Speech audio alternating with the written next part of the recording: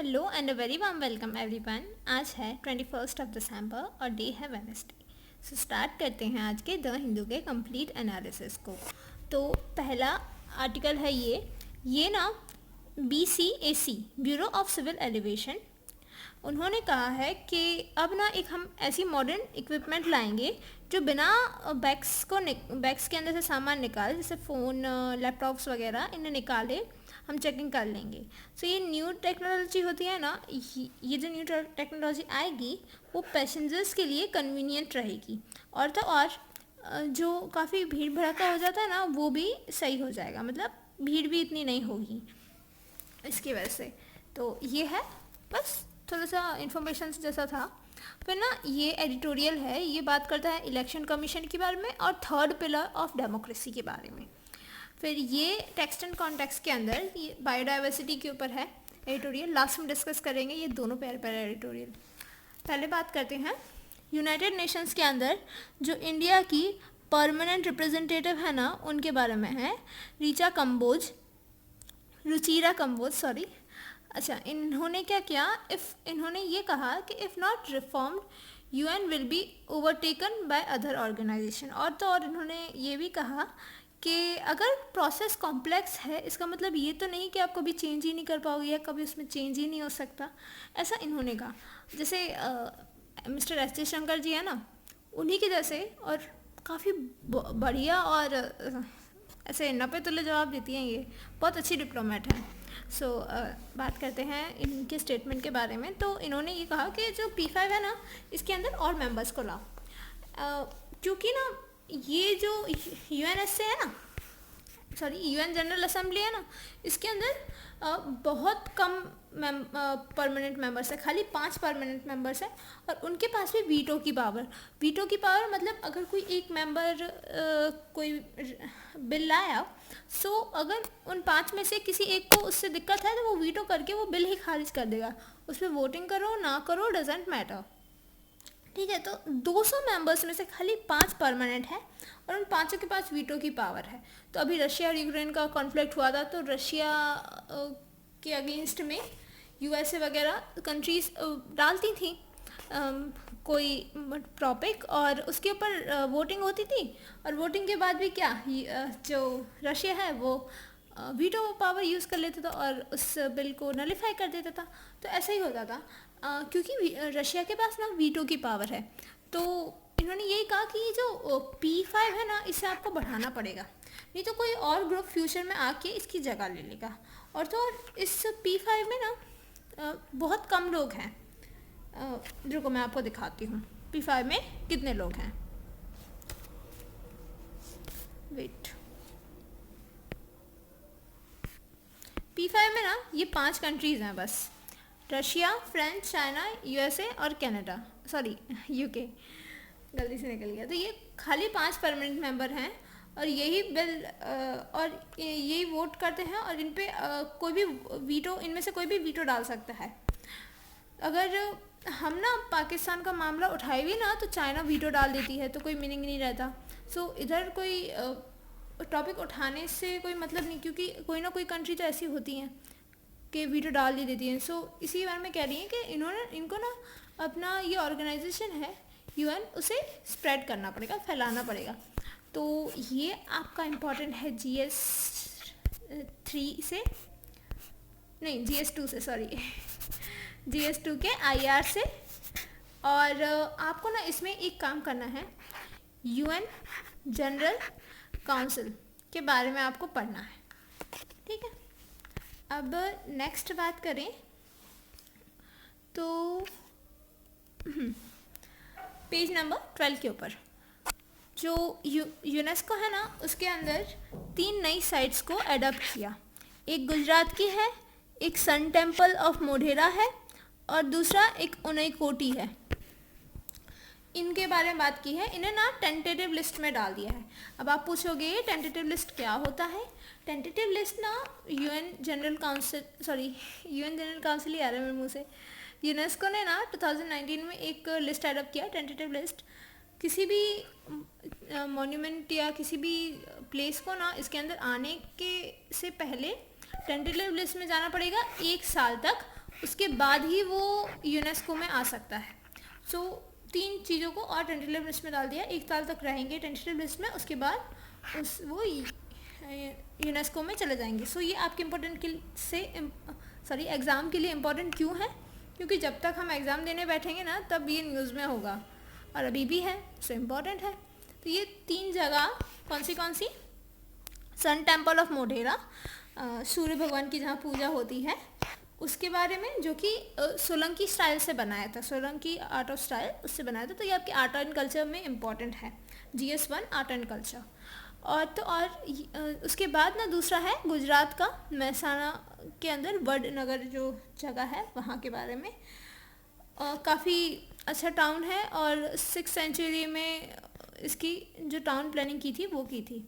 अब उसके बाद उनाईकोटा, जो एक एंशियंट होली प्लेस है, शिव भगवान का मंदिर है, मतलब मंदिर तो नहीं है, ऐसा है, देखो ये दिख रहा है, ये जो इमेज है ये ओनिकोटा की है, जो कि त्रिपुरा में है, उसके बारे में है।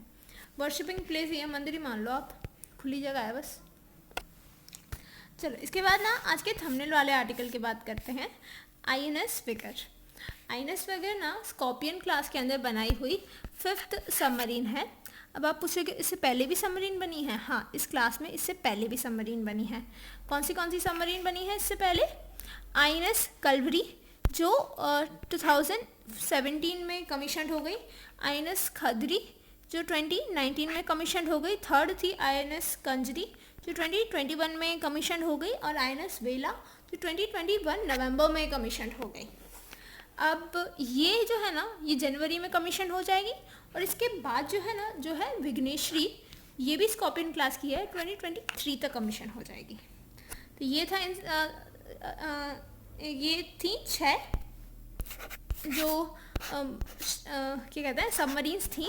ये 6 सबमरीन्स थी। अब ये 6 सबमरीन्स ना बनाई गई इंडिया और फ्रांस दोनों के कोलैबोरेशन में अंडर प्रोजेक्ट 75। ठीक, ये जो पूरी डील थी ना, ये टोटल $3.75 बिलियन की थी। एंड अक्टूबर 2005 में की थी। एंड अब जाके 5 बन पाई हैं, अब छठी 2023 में बन के कमीशन हो जाएगी। तो इसी के बारे में है। एंड ये सबमरीन क्यों इम्पोर्टेंट, मतलब न्यूज़ में एक और चीज़ दी है कि 24 महीने के अंदर ना ये हमने तीसरी सबमरीन डिलीवर की है नेवी को। तो यही था। अब इसके अंदर आप एक चीज़ देखना कि ये ना कौन सी सबमरीन है? कन्वेंशनल सबमरीन है। अब ना सबमरीन्स भी 2 टाइप की होती हैं, एक तो न्यूक्लियर सबमरीन और डीजल सबमरीन। न्यूक्लियर सबमरीन जो होती है ना, वो काफ़ी टाइम तक समुद्र के नीचे ही रह सकती हैं, पर इस डीजल सबमरीन को बार बार ऊपर आना पड़ता है ना। इसीलिए डीजल सबमरीन ज़्यादा ऐसे यूज़फुल नहीं। कौन सी यूज़फुल होगी आप ही बताओ? जो ज़्यादा टाइम पानी में रहे वो, या जल्दी जल्दी ऊपर आए वो? ऑब्वियसली ज़्यादा टाइम पानी में रहे, क्योंकि अगर डीजल सबमरीन होगी ना, वो बाहर आएगी तो दूसरी कंट्री की नज़र में आ जाएगी जिसके आसपास हम अपनी सबमरीन लेके घूम रहे हैं। पर इस न्यूक्लियर सबमरीन उस कंट्री की नज़र में आ ही नहीं पाएगी। तो ये है डीजल सबमरीन और न्यूक्लियर सबमरीन के बारे में। सो ये एक डीजल सबमरीन है। इंडिया के पास न्यूक्लियर सबमरीन है, 2 न्यूक्लियर सबमरीन है अराउंड। सो ये था INS विगर के बारे में। एंड आगे जाए तो वर्ल्ड के पेज पे न्यूज़ है ये, तालिबान में ना जो गर्ल्स है ना, अफगानी गर्ल्स, उन्हें यूनिवर्सिटी की एजुकेशन नहीं दी जाएगी। यूनिवर्सिटी की एजुकेशन बैन कर दी, ऐसा तालिबान ने कहा। इतना इम्पोर्टेंट नहीं है, बट हमारा नेबरिंग कंट्री है तो हमें जानना चाहिए, इसीलिए। उसके बाद ये, इसे सुन के मुझे हंसी आई। क्यों आई अब ये बताती हूँ मैं। एक्चुअली एक 97 ईयर की औरत जो है ना, उसे कन्विक्ट कर दिया। क्यों कन्विक्ट कर दिया? बिकॉज उसके ऊपर 10,000 मर्डर्स में इन्वॉल्व होने का क्राइम है। Can you imagine 10,000? एक्चुअली ना ये बात कर रहे हैं नाजी क्राइम के बारे में। नाजी से मैं कहना चाहती हूँ आपको हिटलर के बारे में ये बात कर रहे हैं। क्यों? देखो इधर ना इन्होंने लिखा भी है अप्रैल 19। देखो ये क्या, इनका क्या काम था? जब ये शायद जवानी थी, यंग थी, 18-20s के अराउंड थी, तब ना इन्होंने काम किया था हिटलर के अंडर में। क्या काम किया था इन्होंने? हिटलर के जो कंसंट्रेशन कैंप होता है ना, उनके अंदर एज अ टाइपराइटर इन्होंने वर्क किया था।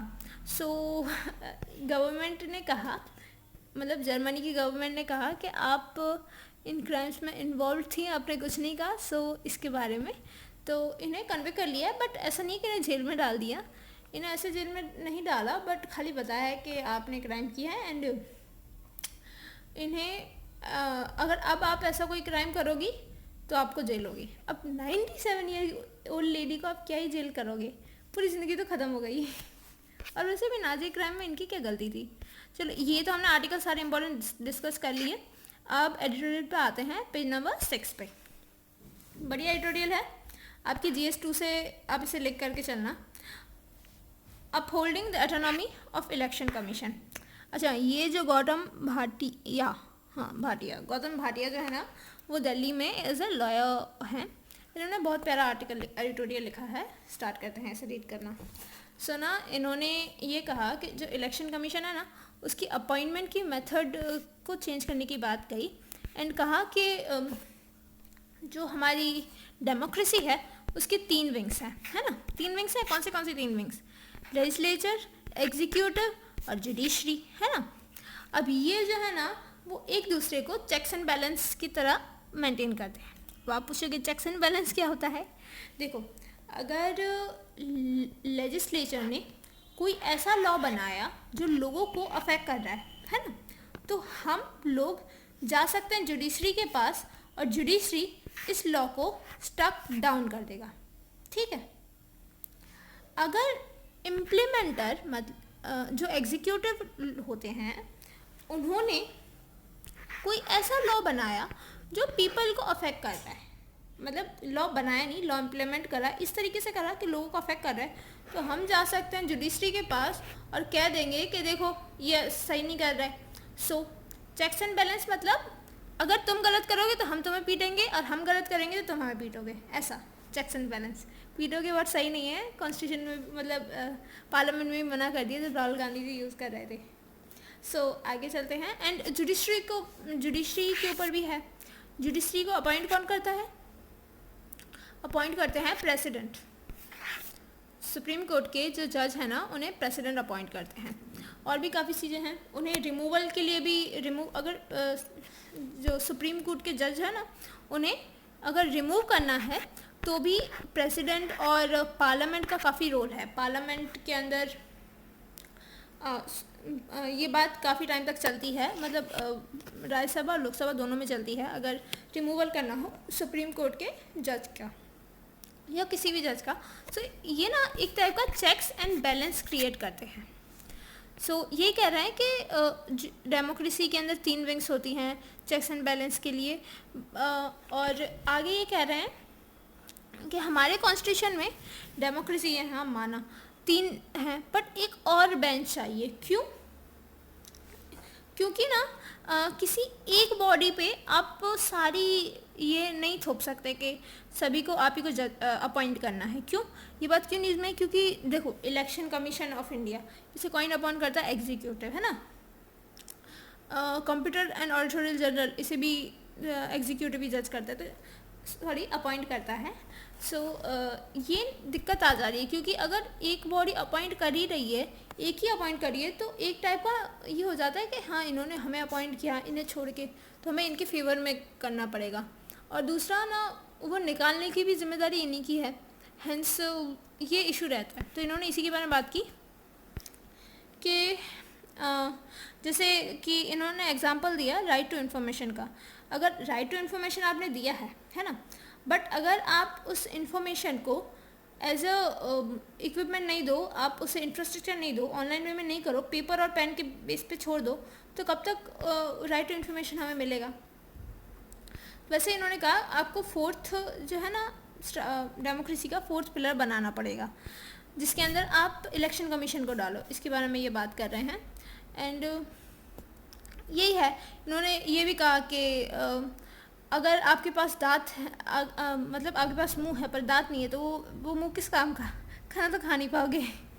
वैसे इन्होंने कहा कि आपके पास इलेक्शन कमीशन तो है, बट जिसके ऊपर कोई अथॉरिटी बैठी हो, मतलब उन्हें अपॉइंट करने के लिए अथॉरिटी बैठी हो, रिमूव करने के लिए बैठी हो, तो क्या मतलब इलेक्शन कमिश्नर की पता टाइम कितना मिलता है उन्हें, कितने साल के लिए वो रहता है, 6 साल के लिए रहते हैं अराउंड, 6 साल के लिए, या 65 की एज है, जो पहले हो जाए उस हिसाब से।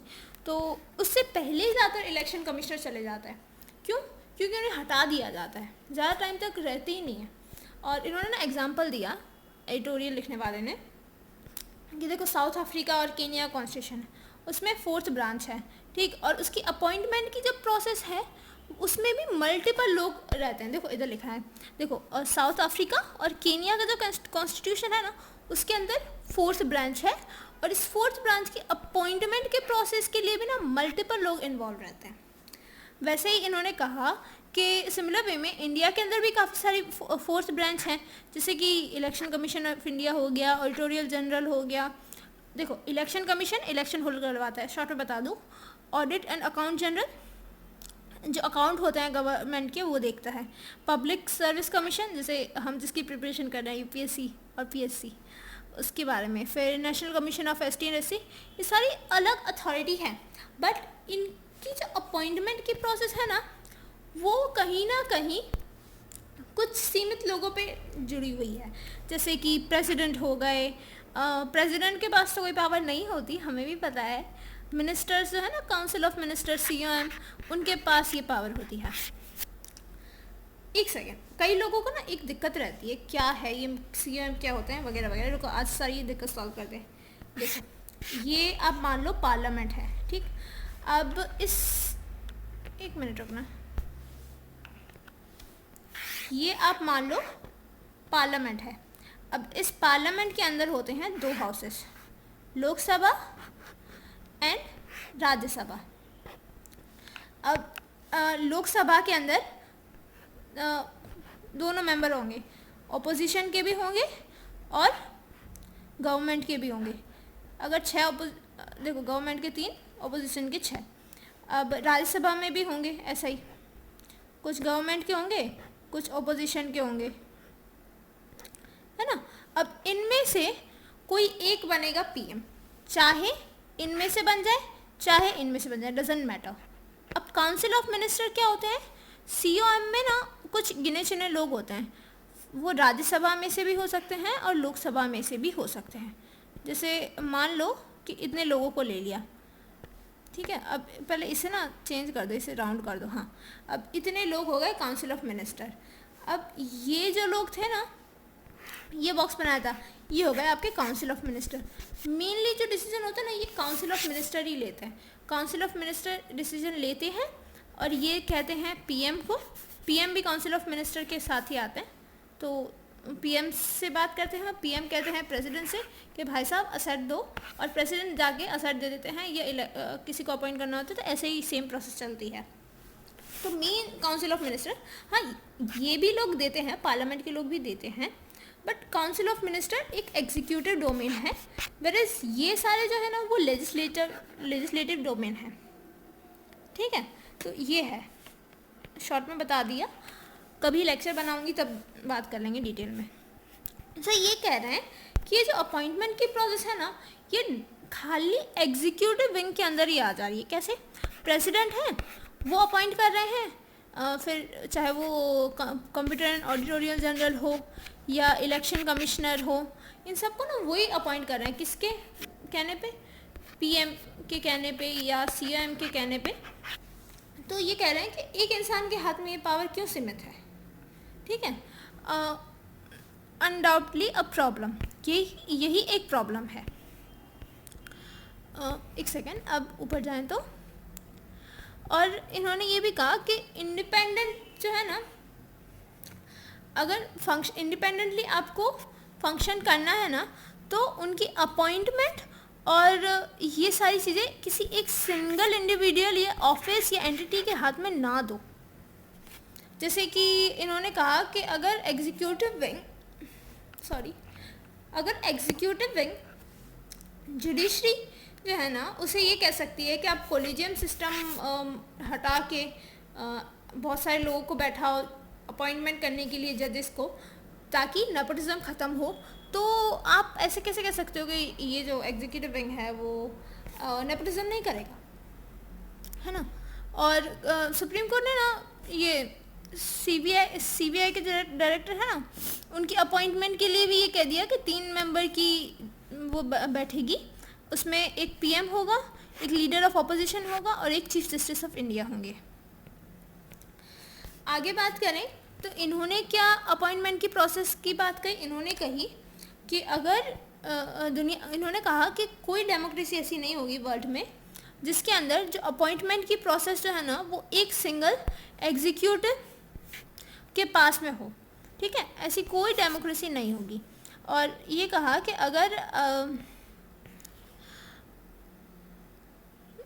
अगर आपको अपॉइंट करना है ना तो आपको कितने लोग चाहिए, रुकना इसमें है आगे, कहाँ गया पता नहीं कहाँ गया, मैंने पढ़ा तो था,